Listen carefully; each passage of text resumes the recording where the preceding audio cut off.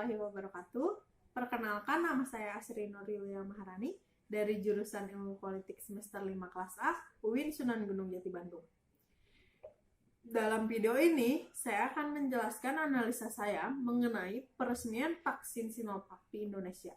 Ini yang gratis, yang katanya mau digratiskan semua rakyat ini. Yang mana? Wong ada 5 macam. Ada yang harga 584.000, ada yang 2.100.000. Pasti yang murah kalau orang miskin.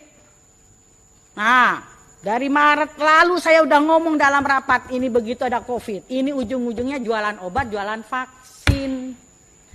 Saya akan menjelaskan analisa saya mengenai peresmian vaksin Sinovac di Indonesia. Vaksin Sinovac telah resmi didistribusikan per 3 Januari lalu di bawah tanggung jawab Bio Farma. Namun, meski sudah diresmikan dan dikirimkan, penggunaannya masih menunggu izin penggunaan darurat atau EUA dari Badan POM.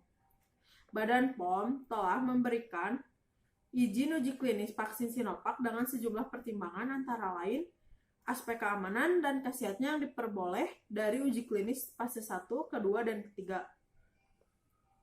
Vaksin merupakan salah satu temuan yang berguna untuk mencegah penyakit yang paling efektif untuk manusia. Vaksin juga merupakan salah satu komponen yang dapat mempertahankan sistem kekebalan tubuh dari berbagai virus dan bakteri.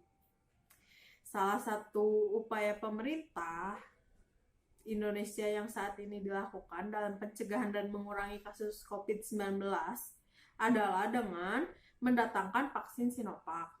Vaksin Sinovac ini merupakan vaksin yang dibuat dan didatangkan dari Cina ke Indonesia yang dikembangkan oleh Bio Farma Tiongkok yang telah dilakukan beberapa kali uji klinis di Indonesia. Lalu, apakah vaksin Sinovac efektif untuk upaya pencegahan virus COVID-19 dan tidak ada permainan politik di dalamnya? Menurut saya, dengan berharganya vaksin COVID-19 ataupun Sinovac ini, maka negara penemu vaksin pertama memungkinkan akan mengkapitalisasi vaksin mereka. Menurut Bosman pula, begitu vaksin ditemukan, lantas otomatis bisa dipakai oleh negara lain. Negara lain bakal mendapatkan vaksin COVID-19 itu 8 bulan setelah vaksin ditemukan. Terbukti dari sejak April 2020, dunia telah melakukan uji klinis dan baru Januari kemarin vaksin berhasil didistribusikan di Indonesia. Kalau ini sesuai dengan rekayasa mereka yang mendatangkan COVID-19 ini, pasti sudah punya vaksinnya. Vaksin 2 bulan keluar sebelum vaksin kompetitor itu datang. Dan virus ini pun berawal dari Wuhan atau Cina. Lalu vaksin pun datang dari sana. Kenapa hal ini bisa terjadi? Maka vaksin ini hal ini dianggap COVID-19 adalah rekayasa, ada yang sengaja membuat virus. Dan Bosman pun berpandangan bahwa COVID-19 ini atau vaksin Sinovac ini pada ujungnya adalah bisnis dan politik.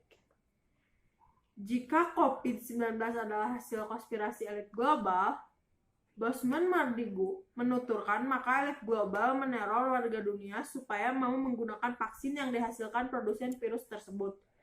Tujuan elit global dalam skema ini yaitu mengendalikan warga dunia dengan teror COVID-19 agar membuat warga dunia panik dan akhirnya warga dunia tunduk dan ikut dengan solusi dari elit global.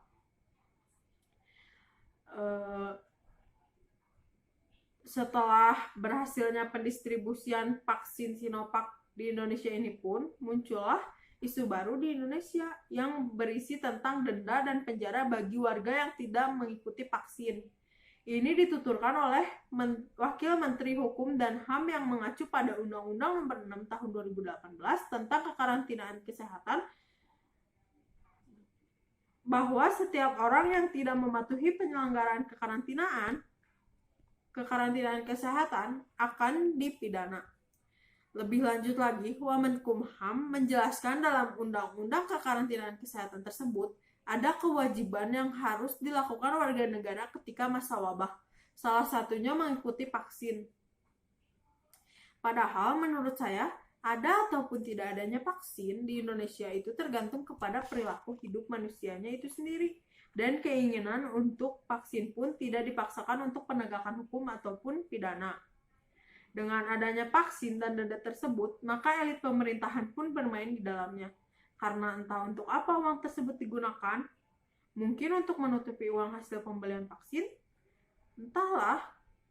Yang jelas, dari hasil penelitian pun, 25 relawan hasil uji klinis vaksin Sinovac tetap terkena infeksi virus corona ini. Artinya vaksin Sinovac ini mungkin berfungsi dan dapat bekerja meningkatkan imunitas tubuh, tetapi hanya sekitar 50% saja. Mungkin segitu penjelasan dari saya. Mohon maaf bila ada kesalahan. Wassalamualaikum warahmatullahi wabarakatuh.